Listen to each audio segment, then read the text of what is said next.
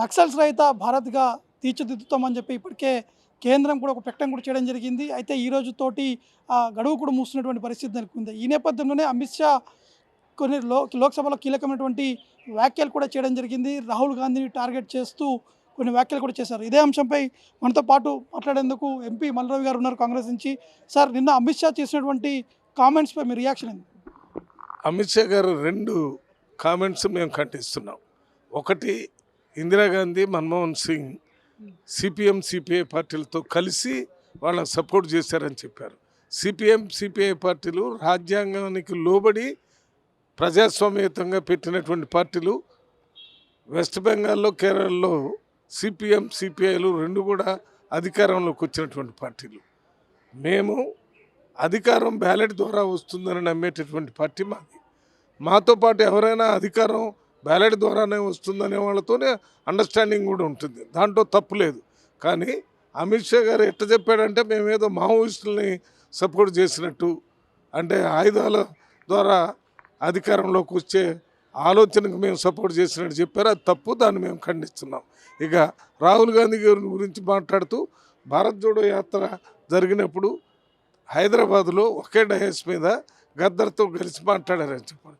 గద్దర్ గారు రాహుల్ గాంధీ గారిని కలవటానికంటే ముందే ఆ నక్సలైట్ ఆలోచన విధానం నుంచి బయటకు వచ్చి మేము ప్రజాస్వామ్యయుతంగా బ్యాలెట్ ద్వారానే అధికారం మార్పిడి జరుగుతుందని నమ్ముతున్నాను, అందువల్లనే ఓటర్స్ లిస్టులో ఆయన పేరుని నమోదు చేయించుకొని వచ్చే ఎన్నికల్లో ఓట్లు ద్వారానే ప్రభుత్వాన్ని మార్పు చేయడానికి ప్రయత్నం చేస్తామని చెప్పారు.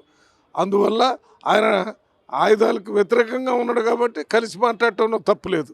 కాకపోతే ఇందిరాగాంధీని, మన్మోహన్ సింగ్ని, రాహుల్ గాంధీని అందరినీ రాజకీయంగా ఏదో బురద జల్లాలనేటటువంటి విధంగా మాట్లాడుతున్నారు.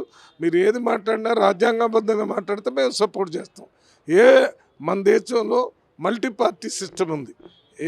ఏ ఆలోచన విధానంతోనైనా పార్టీ పెట్టుకోవచ్చు. ఆ ఆలోచన విధానం రాజ్యాంగానికి లోబడి ఉండాలి. అంటే ముఖ్యంగా కొన్ని కామెంట్స్ చేశారు. అంటే రాహుల్ గాంధీ చేసినటువంటి యాత్ర సమయంలో చాలామంది నక్సలైట్ని కూడా కలిశారు, ఆ యాత్రలో కూడా పాల్గొనేటువంటి పరిస్థితులు నెలకొన్నాయని చెప్పేసి కూడా వారు చెప్తున్నారు. ఎందుకంటే ఆపరేషన్ కగార్ కేవలం 1 ఇయర్లో డెడ్ లైన్ పెట్టుకున్నారు, పూర్తి స్థాయిలో నిలమట్టం చేసినటువంటి పరిస్థితి నెలకొందని చెప్పేసి కూడా వారు చెప్తున్నారు. కేవలం కొంతమంది మాత్రమే ఉన్నారు, వారు కూడా త్వరలో లొంగిపోయేటువంటి అవకాశం ఉన్నాయని కూడా చెప్తున్నారు. అది రెట్టినమ్మా. భారత్ జోడో యాత్ర జరిగేటప్పుడు అన్ని పార్టీల ప్రజలు వచ్చి కలుస్తుంటారు, వాళ్ళ సమస్యలు కూడా చెప్పారు. అందులో భాగంగానే ఎవరైనా వచ్చి కలిసి ఉండొచ్చు. ఇప్పుడు నక్సలైట్లు సరెండర్ కావాలన్నప్పుడు ఎవరిని వచ్చి కలుస్తున్నారు? బీజేపీ ముఖ్యమంత్రులని, బీజేపీ హోమ్ మినిస్టర్ని, బీజేపీ నాయకులను కలుస్తున్నారు కదా. మరి ఎందుకు కలుస్తున్నారంటే ఆ సందర్భం వంటిదాన్ని కలిశారు, అంతేగాని ఆ సిద్ధాంతానికి సపోర్ట్ చేయటం లేదు కదా. ఆ సిద్ధాంతాన్ని సపోర్ట్ చేస్తే అది తప్పు.